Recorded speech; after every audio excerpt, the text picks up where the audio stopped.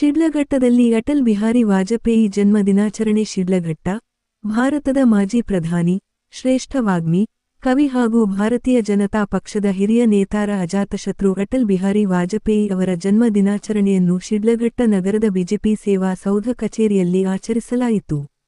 ಈ ಸಂದರ್ಭದಲ್ಲಿ ಅಟಲ್ ಬಿಹಾರಿ ವಾಜಪೇಯಿಯವರ ಭಾವಚಿತ್ರದ ಮುಂದೆ ದೀಪಗಳನ್ನು ಹಚ್ಚಿ, ಪುಷ್ಪಾರ್ಚನೆ ನೆರವೇರಿಸುವ ಮೂಲಕ ಪಕ್ಷದ ಮುಖಂಡರು ಹಾಗೂ ಕಾರ್ಯಕರ್ತರು ಗೌರವ ನಮನ ಸಲ್ಲಿಸಿದರು.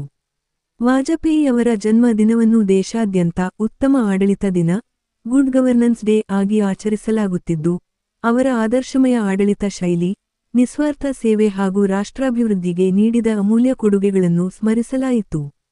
1924ರ ಡಿಸೆಂಬರ್ 25ರಂದು ಮಧ್ಯಪ್ರದೇಶದ ಗ್ವಾಲಿಯರ್ ಸಮೀಪದ ಶಿಂದೇಕಿ ಚವಾಣಿ ಗ್ರಾಮದಲ್ಲಿ ಕೃಷ್ಣದೇವಿ ಹಾಗೂ ಕೃಷ್ಣ ಬಿಹಾರಿ ವಾಜಪೇಯಿ ದಂಪತಿಗಳಿಗೆ ಜನಿಸಿದ ಅಟಲ್ ಬಿಹಾರಿ ವಾಜಪೇಯಿ, ತಮ್ಮ ಸಭ್ಯ ರಾಜಕಾರಣ, ಹಾಸ್ಯ ಪ್ರಜ್ಞೆ, ಉದಾರ ವ್ಯಕ್ತಿತ್ವ ಹಾಗೂ ಮೌಲ್ಯಾಧಾರಿತ ನಿಲುವಿನಿಂದ ದೇಶದಾದ್ಯಂತ ಅಪಾರ ಗೌರವ ಪಡೆದಿದ್ದರು.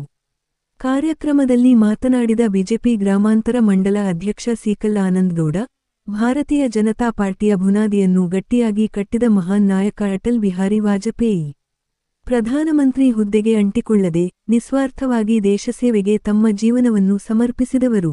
ಅವರ ಆದರ್ಶಗಳೇ ಇಂದಿನ ವಿಶ್ವನಾಯಕ ಪ್ರಧಾನಮಂತ್ರಿ ನರೇಂದ್ರ ಮೋದಿ ಅವರಿಗೆ ಮಾರ್ಗದರ್ಶಿಯಾಗಿವೆ. ವಾಜಪೇಯಿಯವರ ಹಾದಿಯಲ್ಲೇ ನಡೆಯುತ್ತಾ, ಬಿಜೆಪಿ ಪಕ್ಷವನ್ನು ಇನ್ನಷ್ಟು ಬಲಿಷ್ಠಗೊಳಿಸಿ, ಭಾರತವನ್ನು ನಂಬರ್ 1 ರಾಷ್ಟ್ರವಾಗಿಸುವ ಪ್ರಧಾನಿ ಮೋದಿಯವರ ಕನಸನ್ನು ನನಸು ಮಾಡುವ ಸಂಕಲ್ಪವನ್ನು ನಾವು ಎಲ್ಲರೂ ಮಾಡಬೇಕು ಎಂದು ಹೇಳಿದರು. ವೈದ್ಯರಾದ ಡಾ. ಸತ್ಯನಾರಾಯಣರಾವ್ ಮಾತನಾಡಿ, ಅಟಲ್ ಬಿಹಾರಿ ವಾಜಪೇಯಿಯವರು ಭಾರತೀಯ ರಾಜಕಾರಣದಲ್ಲಿ ಅಪರೂಪದ ವ್ಯಕ್ತಿತ್ವ. 1952ರಲ್ಲಿ ಸೈಕಲ್ ಮೇಲೆ ಸಂಚರಿಸುತ್ತಾ ಪಕ್ಷವನ್ನು ಕಟ್ಟಿದ ದಿನಗಳಿಂದ ಹಿಡಿದು, ದೇಶದ ಪ್ರಧಾನಿಯಾಗುವವರೆಗೆ ಅವರ ಜೀವನ ತ್ಯಾಗ ಮತ್ತು ಮೌಲ್ಯಗಳ ಪ್ರತೀಕವಾಗಿದೆ.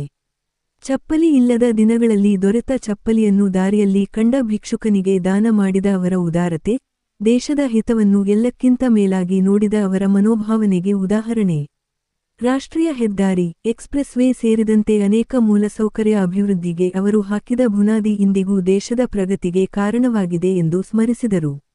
ಈ ಕಾರ್ಯಕ್ರಮದಲ್ಲಿ ಬಿಜೆಪಿ ಗ್ರಾಮಾಂತರ ಮಂಡಲ ಮಾಜಿ ಅಧ್ಯಕ್ಷ ಸುರೇಂದ್ರಗೌಡ, ನಗರ ಮಂಡಲ ಅಧ್ಯಕ್ಷ ನರೇಶ್, ವೈದ್ಯರಾದ ಡಾ. ಸತ್ಯನಾರಾಯಣರಾವ್, ಬಿಸಿ ನಂದೀಶ್, ಸೋಮಣ್ಣ, ಅರಿಕೆರೆ ಮುನಿರಾಜು, ಮಂಜುಳಾ, ರೂಪಾ, ನಾರಾಯಣಸ್ವಾಮಿ, ಜಯಂತಿಗ್ರಾಮ ನಾರಾಯಣಸ್ವಾಮಿ, ಮಧು, ಚೆಲುವರಾಜ್, ಸುಬ್ರಮಣಿ, ಆನಂದ್, ನಾಗೇಶ್, ಬಾಲಕೃಷ್ಣ ಸೇರಿದಂತೆ ಹಲವಾರು ಮುಖಂಡರು, ಪದಾಧಿಕಾರಿಗಳು ಹಾಗೂ ಕಾರ್ಯಕರ್ತರು ಉಪಸ್ಥಿತರಿದ್ದರು. ಸಮಯ ಸುದ್ದಿ. ಲೋಕೇಶ್, ಶಿಡ್ಲಘಟ್ಟ.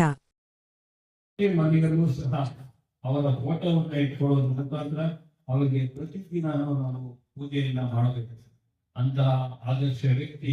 ಯಾಕಂತೇಳಿದ್ರೆ ಇಂದಿನ ರಾಜಕಾರಣವನ್ನ ನಾವೆಲ್ಲ ನೋಡ್ತಾ ಇದ್ದೀವಿ. ಒಂದು ಕುಟುಂಬಕ್ಕೆ ಸೀಮಿತವಾಗಿರ್ತಕ್ಕಂತಹ ಒಂದು ರಾಜಕಾರಣವನ್ನ, ಯಾರು ಏನೇ ಆಗಲಿ, ಆ ಪಕ್ಷ ಏನಾದ್ರೂ ಆಗಲಿ, ನಮ್ಮ ಕುಟುಂಬದಲ್ಲಿರ್ತಕ್ಕಂಥ ವ್ಯಕ್ತಿಗಳೇ ಪ್ರಧಾನಮಂತ್ರಿಗಳ ಅಭ್ಯರ್ಥಿ ಆಗಬೇಕು, ಅವರೇ ಡಿಸಿಷನ್ ಮಾಡಬೇಕು, ನಾವೇ ಹೈಕಮಾಂಡ್ ಅಲ್ಲಿ ಇರಬೇಕು ಅನ್ನೋ ಮನಸ್ಥಿತಿಯಲ್ಲಿರ್ತಕ್ಕಂಥ ಇಂದಿನ ಕಾಲದ ರಾಜಕಾರಣದಲ್ಲಿ ಯಾವುದೇ ಆಸೆ ಆಕಾಂಕ್ಷೆಗಳು ಹಾಗೂ ಆ ಪ್ರಧಾನಮಂತ್ರಿ ಹುದ್ದೆಯ ಕುಂಜಿಗೆ ಹಟ್ಟಿಕೊಳ್ಳದೆ ನಿಷ್ಪಕ್ಷಪಾತವಾಗಿ ಕೆಲಸ ಮಾಡಿರ್ತಕ್ಕಂಥ ವ್ಯಕ್ತಿ ಅಂತ ಹೇಳಿದ್ರೆ ಸನ್ಮಾನ್ಯ ಅಟಲ್ ಬಿಹಾರಿ ವಾಜಪೇಯಿ.